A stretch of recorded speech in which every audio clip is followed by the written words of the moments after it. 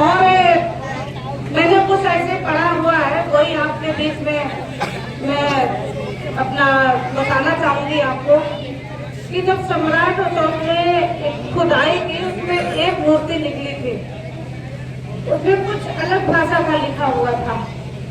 वो पहले वो भाषा चलती थी, लेकिन पूरा उस पर उन्होंने प्रकाश डाला, तब पता लगा कि कोई भाषा पहले थी ही नहीं, केवल बौद्ध ही थे, बौद्ध भाषा ही थी, सब बुद्धिस्टिक ही थे।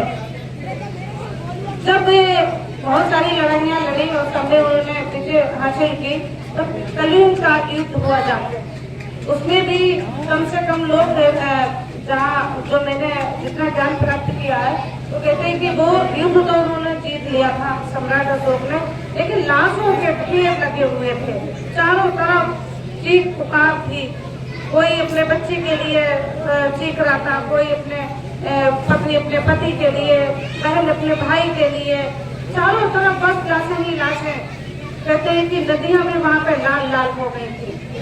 ये सब दृश्य देख के सम्राट अशोक ने, तब उन्हें लगा कि हम किसके लिए इतना लड़ रहे हैं, हम जो आगे बढ़ रहे हैं, हम किसके लिए कर रहे हैं। एक दिन जाना तो सबको स्वर्ग में ही ऊपर ही है, और खाली हाथ ही आए हैं और खाली हाथ ही जाना है।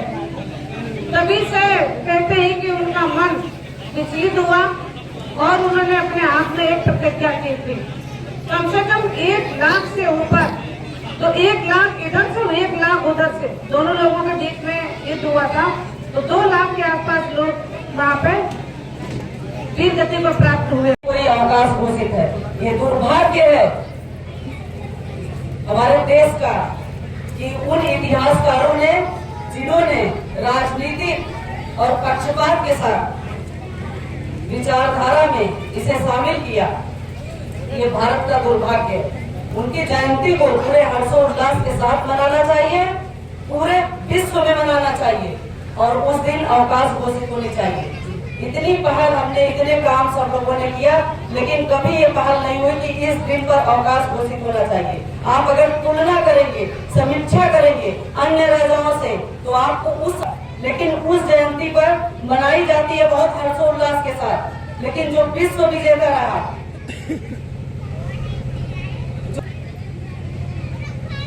आज की जागरूकता जो है वो देख के ये लग रहा है कि वो दिन दूर नहीं जब ये इतिहास में सारी बातें अंकित है। लेकिन पढ़ने की आवश्यकता है, सभी को जानकारी चाहिए, सभी को पढ़ना है, सभी को समझना है। चंद्रगुप्त मौर्य का शासनकाल रहा, आप सभी ने पढ़ा होगा। जो हमारे युवा, हमारे बड़े भाई बैठे हुए हैं यहाँ पर, उनके शासनकाल में आपने देखा कि युद्ध मैदान को सिकंदर कितने पूरी तरीके से डर कर वो मैदान छोड़कर चला गया था, युद्ध नहीं किया था और मैदान छोड़कर वापस चला गया। उनके इतना प्रभावशाली सेना को देखकर डर गया वो। मौर्य वंश के तीसरे शासक थे सम्राट अशोक। सम्राट अशोक को चक्रवर्ती द्वारा चलाई जा रही है, उसमें जागरूकता लाने की आवश्यकता है। राहुल जी के द्वारा जो यहाँ पर कार्यक्रम आयोजित किया गया है, मैं बहुत बहुत बधाई देना चाहूंगी राहुल को, बहुत धन्यवाद भी देती हूँ कि आप लोगों ने बुलाया और ये कार्यक्रम आगे बच्चों के लिए हमेशा इसी तरह आप बढ़ाते रहें, आगे बढ़ते रहें, बच्चों को शिक्षित करते रहें। बच्चों के लिए एक संदेश कि आप पढ़ाई कर रहे हो, पढ़ाई के साथ आप यहाँ जो मैगजीन पेपर हो उसे जरूर पढ़े यहाँ, क्योंकि जो पेपर आता है उसमें बहुत सारी वैकेंसियां निकलती रहती हैं, उसके बारे में आपको जानकारी होनी चाहिए। आप मैगजीन पढ़िए, पेपर पढ़िए, सोशल मीडिया को आप देखते रहिए।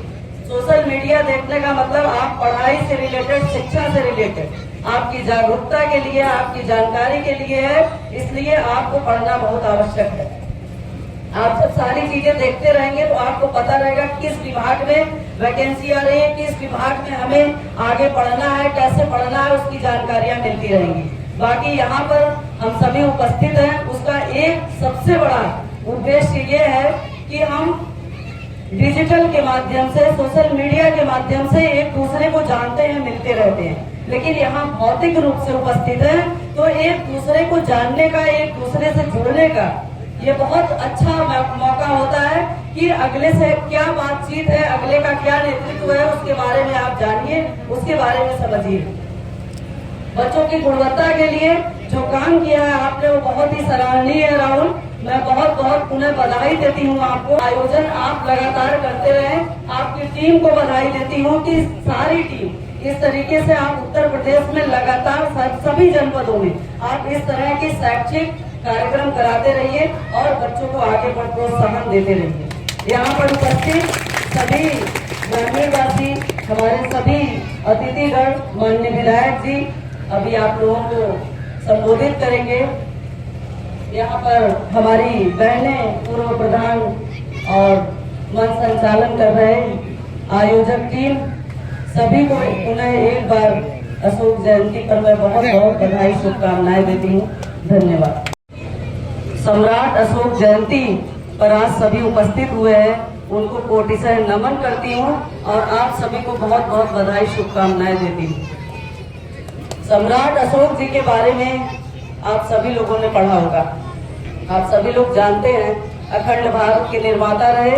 सबसे बड़ा क्षेत्रफल यानी कि उन्होंने सिर्फ भारत पे ही राज नहीं किया, भारत के साथ कई ऐसे देश रहे, 7 देशों से अधिक देशों पर उनका शासनकाल रहा। सम्राट अशोक, सम्राट उन्हें क्यों कहा जाता है ये भी जानने की आवश्यकता है। राजाओं के राजा जो होते हैं उन्हें सम्राट कहा जाता है। चक्रवर्ती जिसके चारों ओर मुख हो, जिसका चारों ओर विस्तार हो, चारों ओर ख्याति हो, उनके नाम के आगे चक्रवर्ती लगता है। चक्रवर्ती सम्राट अशोक।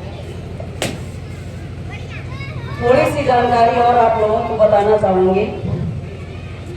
जिस सम्राट के नाम पर, जिस सम्राट का राज चिन्ह भारतीय राष्ट्रध्वज में लगा बनाकर सरकारें चलाई जाती हैं, जिस सम्राट के नाम पर वो राष्ट्रीय प्रतीक चिन्ह मानते हैं,